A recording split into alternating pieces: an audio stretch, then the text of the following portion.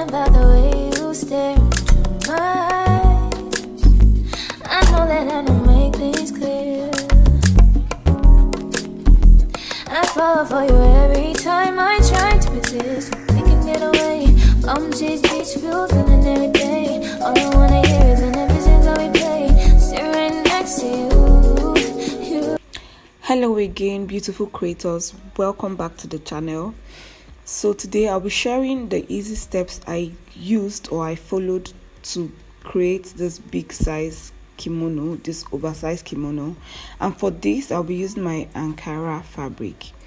So I also got this Ankara at the Gariki Modern Market, and you guys, this is the cheapest Ankara I've gotten. Anyways, the width of the fabric I'm using is 89 inches, which is 2.5 yards. The next thing I'm just going to do is fold the fabric into two from the width. So the 2 yards I have, I make sure I folded it into two, and then now I have 2 layers of fabric. But because we'll be making the front and the back piece together, we're going to be cutting them together. This is a cut together kimono. So I'll just go ahead and fold this fabric into two again to get 4 layers. I am just showing you that right now I have 2 layers of fabric. So from the close edge again, I'll go ahead and fold this into two like this to get 4 layers of fabric. And this is how you fold when you want to cut the front and the back piece together, like cut together outfits. This is how you fold. Now what I'll do is I will make sure that the width I have on this fabric is from my center back to my sleeves. So from my center back to my sleeve is 22 inches. So that is what the width of this folding is. And also the length for my kimono, that's for my size, the length I'll be using is 41 inches.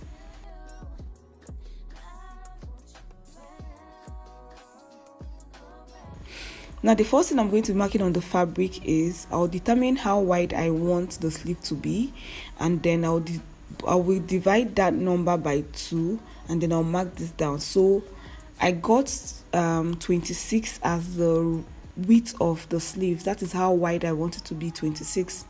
And dividing 26 by 2, you get 13 inches. So go ahead and mark 13 inches as my first point.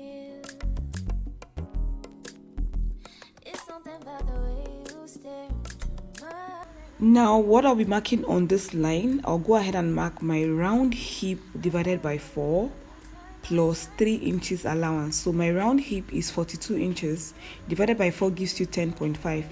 Now I'll be adding 3 inches for ease to that round hip measurement, so that is 13.5. that is what I'll be marking on this line. So this is the only measurement I'll be marking. After marking your sleeve points, you mark your hip measurement on your sleeve points plus 3 inches for ease. We're going to be adding 2 inches for sewing allowance, but that will be after I am done marking this 13.5 inches down to the length of this fabric. So like I said, this is the only measurement you need: your round hip and then your sleeve length and your sleeve width. So now I'll be adding the 2 inches allowance, that's my sewing allowance. I'll be adding this. So after marking my round hip divided by 4 plus 3 inches, I added 2 inches more for sewing allowance. So total allowance added to this is 5 inches.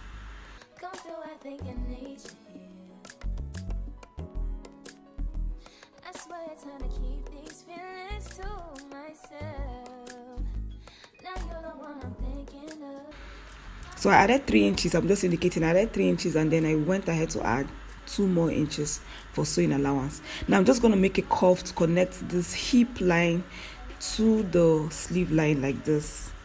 I'll make a curve like this, very easy. And now we have created the sleeve, the armhole. And for my sleeve length again, I'm just going to go ahead and confirm what I have, and that is 22. I'll mark this down from the top of the fabric to the sleeve point. So you guys, you know that the top of the fabric is the shoulder, is acting as the shoulder. So I'll mark this 22 inches from the top to the sleeve point. That's the line we indicated as the sleeve point.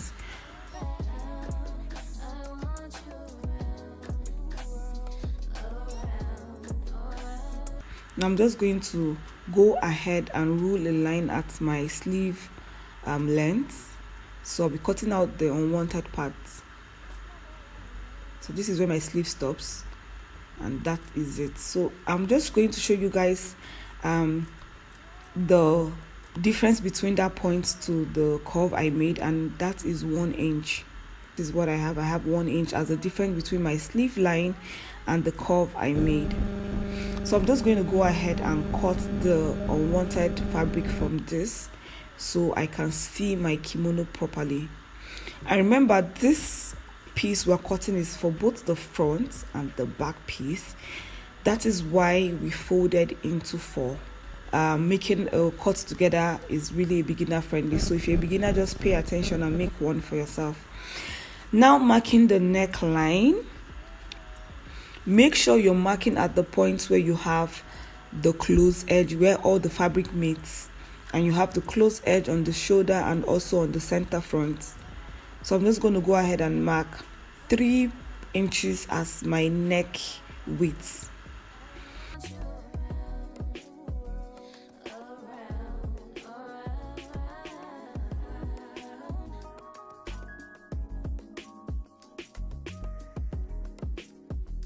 So I'm just going to mark the neck depth, that's for the back. I'm marking the neck depth, and that is 1 inch. I'll connect the 1 inch to the neck width with a curve, but I'll be using my hand for this. I'll just make a very smooth curve like this. Not smooth, but yeah, it's a curve. And I'll go ahead and cut that out. So now I have created the neckline for the back. But to create my front neckline, I have to open up this and separate the back piece from the front piece. Not entirely from the shoulder, just separate it from this so I can be able to cut my front neckline. So I'll just take out the back, or pick which one I want as the back. I'll just take it off, and then I'll fold the front.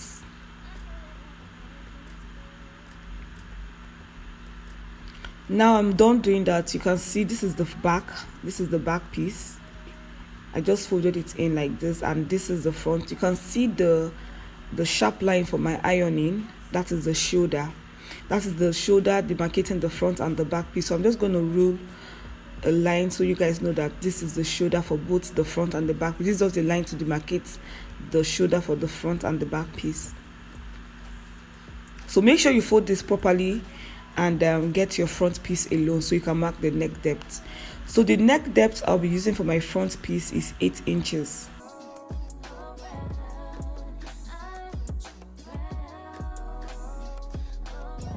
So this is the front piece. I just placed it from the neckline and I went down by 8 inches. So you guys remember I already took off 1 inch from both the front and the back. So if you add the 1 inch to the 8 inches I just marked, you come to a conclusion of 9 inches. So what I actually took off in total in the front piece is 9 inches, because I took off 1 inch when I was cutting out the back neckline. That's the back depth. And now I'm taking 8 inches. So in total I took out 9 inches. And I'll cut that out. I'll go ahead and split the front piece into 2. This is a kimono, so we need an open front. So I'll split the front piece like this into 2. Remember to split this into 2 equal parts.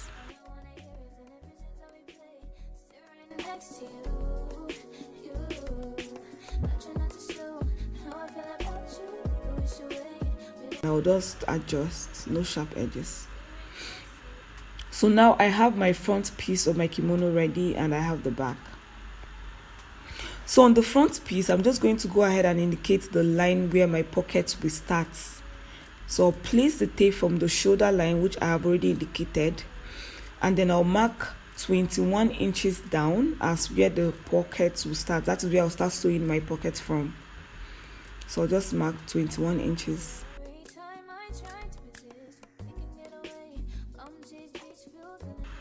So when I'm about to attach my pocket, I know where I'm going to place it from, and that is the starting point. So now find the middle point of this line, because I would like the pocket to sit at the middle of the kimono. So that's why I need to know the middle point. So when I get the pocket, I'll also look for the middle point on the pocket, and then I'll sew, like I'll just start joining, making sure the middle point sits on the middle point of the kimono, if you get what I mean. So I'm just going to repeat the same thing on the other side of the front piece.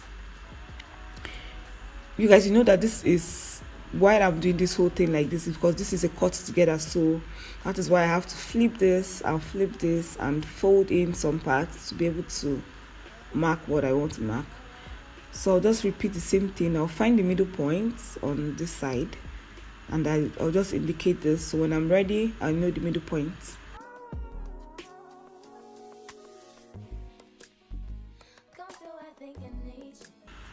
So I already went ahead to cut out the fabric for the pocket, and the length of the fabric I cut out for this is 11.5 inches. That's for the length.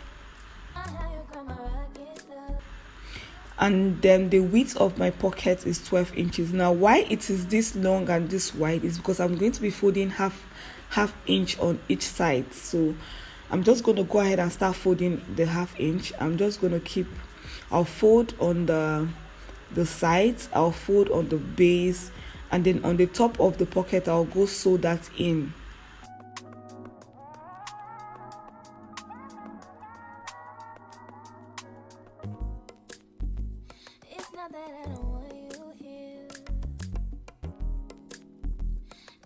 So I'll iron the sides, I'll iron the base.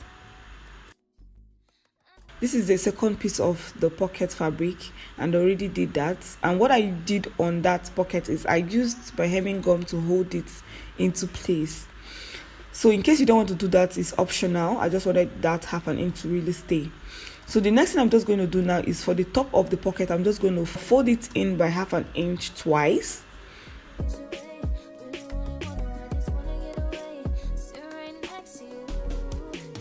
And I'll go sew to hold this in place. Now this is going to be the top of the pocket. So you guys, I'm done doing that, and this is what I have. I'm going to go ahead and place the pocket like this from the middle point.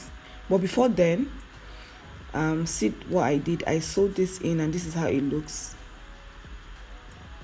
Now I'm just going to fold this into two to know the middle point of the pocket.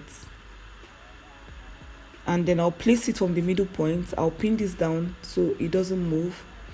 So when I go to my machine to sew this, I know that this pocket is sitting on the middle of the kimono.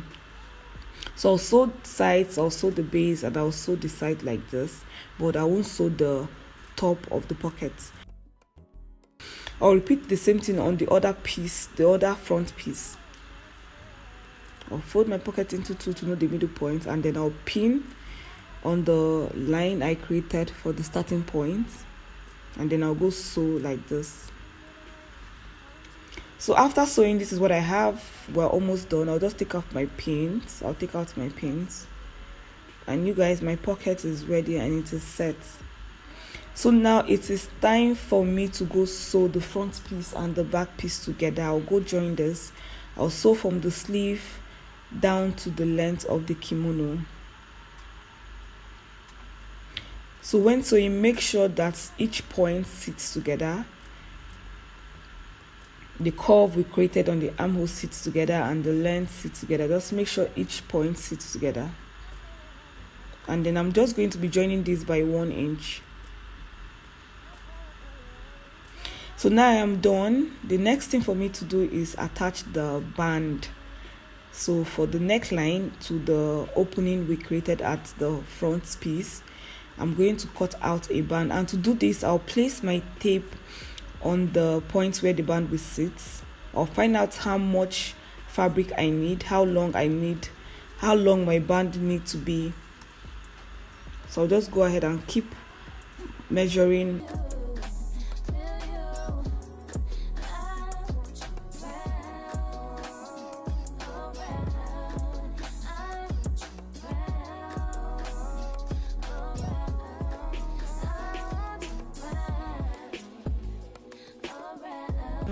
And now this is the fabric for the band. It was not long enough, so I went ahead to cut out 2 pieces of fabric. I'll just go ahead and pin this together.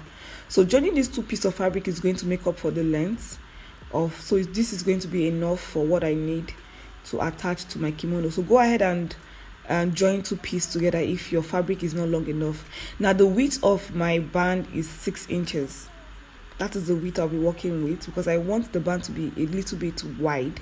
So I'll go ahead and fold that 6 inches into 2 like this. So right now the width of the band right now after folding into 2 is 3 inches.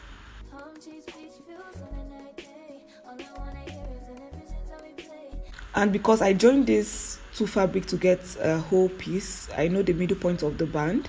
So I'll go ahead and find out the middle point of the kimono from the back neckline. I'll fold into 2 like this.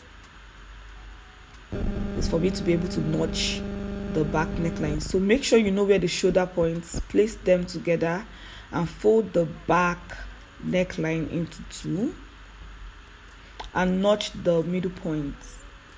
Now from the middle point of the band you created, if you do not join 2 pieces of fabric together, make sure you fold your band into 2 to get the middle point, and then place the middle point on the middle point of the kimono like this.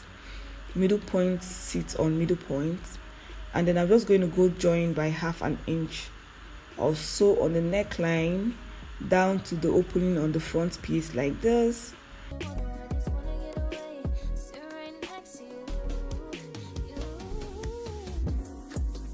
So now that I am done, the next thing for me to do is hem all open edges.